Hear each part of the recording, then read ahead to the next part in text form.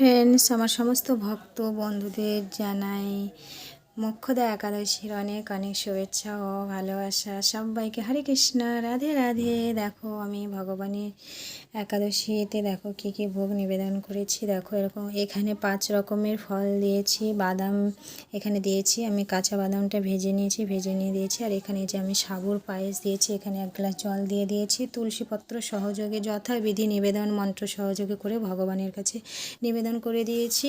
আর এই দেখো ভগবানকে দর্শন করো, ভগবানকেও সাজ শৃঙ্গার করে এই দেখো সিংহাসনে আমি পুষ্প দিয়ে ভগবানের চরণে পুষ্প নিবেদন করে দিয়েছি। এবং এই যে দেখো তুলসী মঞ্জরি নিবেদন করে দিয়েছি। তুলসী মঞ্জরি ভগবানের অত্যন্ত প্রিয়।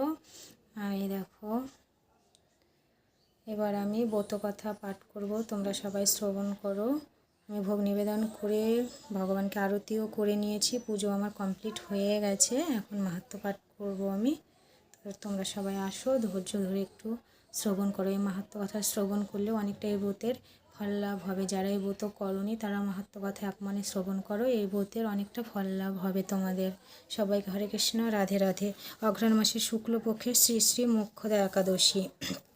ধর্মরাজ কহিলেন, শুনো দয়াময়, অগ্রহায়ণে শুক্লা একাদশী হয়, তাহারও মাহাত্ম্য কিবা নাম হয়, শুনিতে বাসনা বড়, বলহ আমায়। শ্রীকৃষ্ণ বলেন, এই একাদশী তিথি মোক্ষদা নামেতে খ্যাতা, শোনো মহামতি, এই ব্রত করি দিয়া তুলসী মঞ্জুরি, অবশ্যই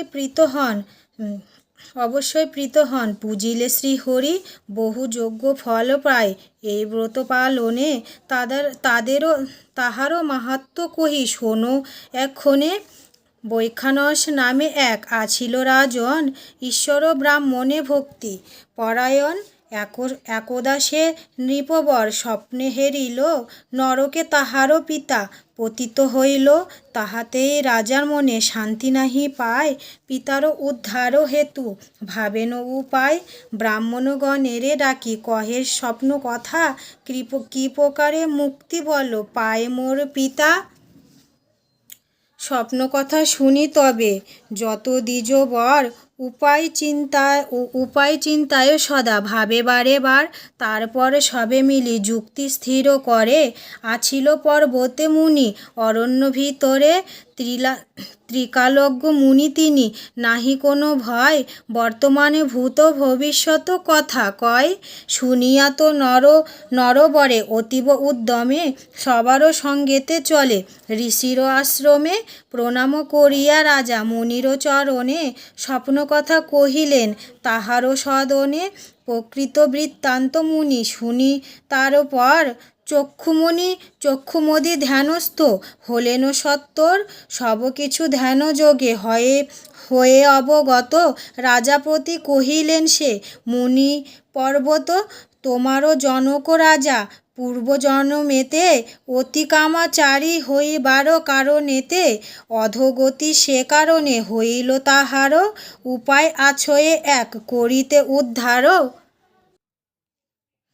অগ্রহায়ণে শুক্লা একাদশী তিথি মোক্ষদা নামে তারও পাপনাশী খ্যাতি, পরিবার সহ মিলি যথাবিধি মতো ভক্তিতে পালহ এই একাদশী ব্রত, যত পুণ্য এই ব্রতে হয় অধিষ্ঠান,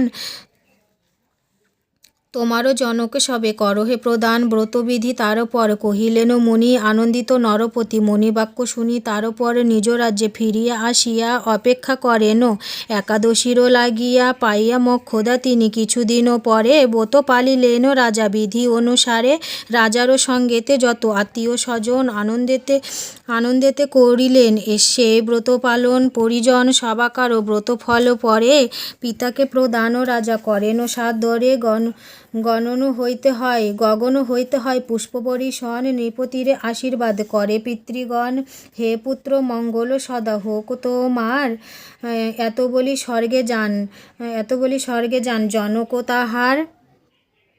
ধর্মরাজ এইভাবে সেই মহাত্মান মোক্ষদা ব্রত শুভ করেন পালন, সমুদয় পাপ হতে লোভিয়া নিষ্কৃতি, শেষেরও সময় করে মোক্ষধামে গতি, আমারও অতীব প্রিয় এই মহাব্রত, কেহ নাহি যাত এর তাই পূর্ণ সংখ্যা কত, ভক্তিভাবে এই ব্রত যে করে পালন, অন্তিমে পরম ধাম পায় সেই জন। মোক্ষদা একাদশী কথা অতীব অমৃত সমান, কবি বলে যেই জন শোনে সেই জন পুণ্যবান। ইতি শ্রী শ্রী মোক্ষদা একাদশী ব্রতকথা সমাপন্ন হইল। ভক্তগণ প্রেমানন্দে হরি হরি বল, রাধে রাধে নিতাই গৌর হরি হরি বল। হরে কৃষ্ণ, জয় গোপাল, জয় শ্রী বিষ্ণু নারায়ণ হরি জয়, জয় শ্রী বিষ্ণু নারায়ণ হরি জয়।